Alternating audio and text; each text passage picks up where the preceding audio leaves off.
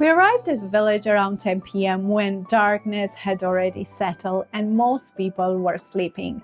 I thought I knew what rural life looked for my own country, but nothing had prepared me for this level of simplicity. People slept outside on string beds. House consisted of one covered room with several open-air sections. Cowsheds set adjacent to living spaces. Life moved in rhythms unchanged for generations. Then came my first shock. There was no toilet.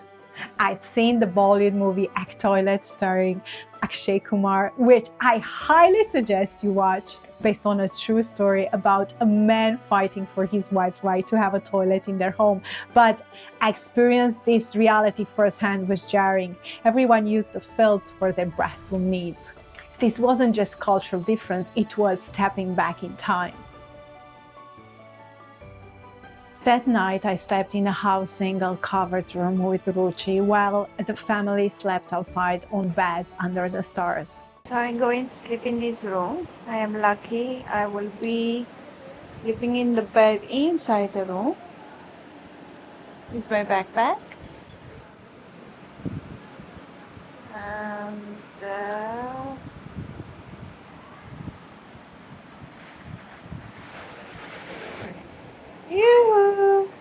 I will be going to sleep. They don't have a toilet.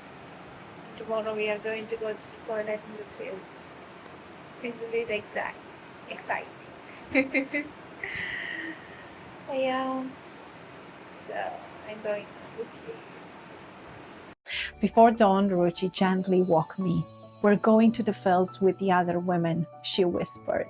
Several of us walked together in a pre-dawn darkness to an open field, not bushes or trees for privacy, but completely open farmland. We spread out in a line, each woman about 10 meters apart, and conducted our morning business with the sky as our only witness. The intimacy was instant and overwhelming. These women welcomed me into their most private moment without hesitation, but I couldn't overcome my own discomfort. I tried but failed to relax enough to participate fully. Yet the experience taught me profound appreciation for what I'd always taken for granted and deeper respect for these women who navigate such challenges with dignity every day. Personal hygiene presented its own challenges. Water was drawn from deep wells and remained freezing cold despite the scorching heat. Showering meant enduring an ice cold shock that took my breath away. Yeah, I didn't sleep that well. And I didn't have yet shower, but I brushed my teeth. And today is going to be the wedding, so people here live very simply.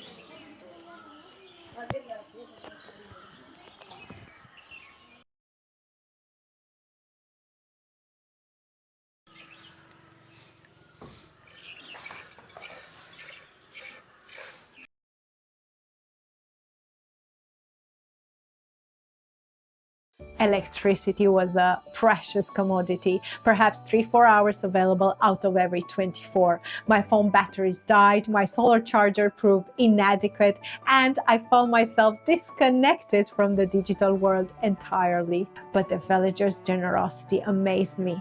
Recognizing my discomfort, Ruchi introduced me to another family in the village, the only family with a toilet. They graciously allowed me to use their facilities, which were built outside their house for religious reasons.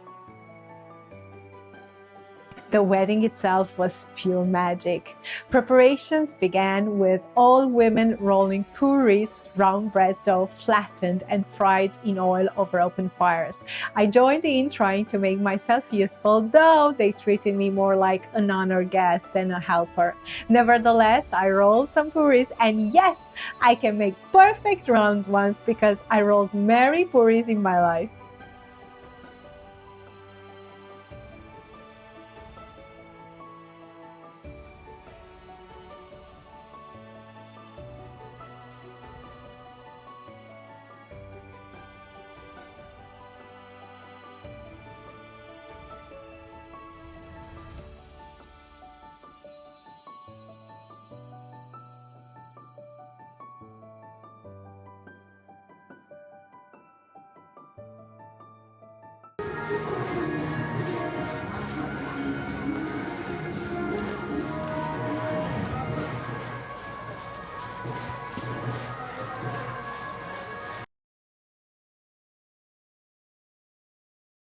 The ceremony began with a walk from the groom's house.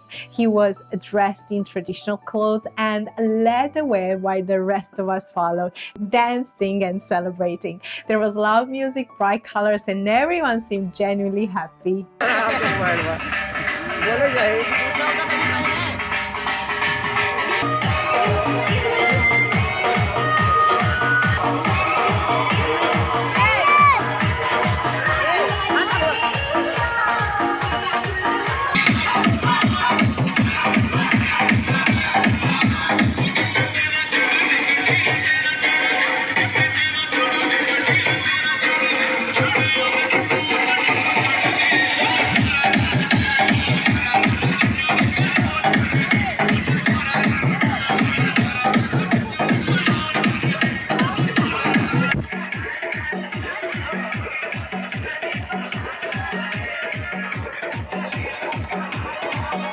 Later, the men went to the bride's house for the actual wedding ceremony while we women continued celebrating.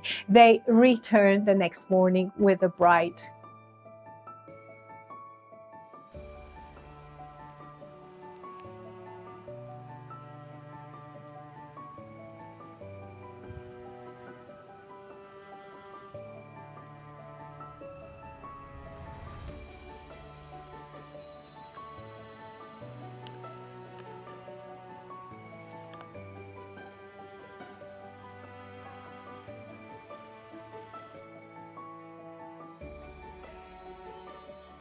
The following day brought the dowry, furniture, and gifts from the bride's family.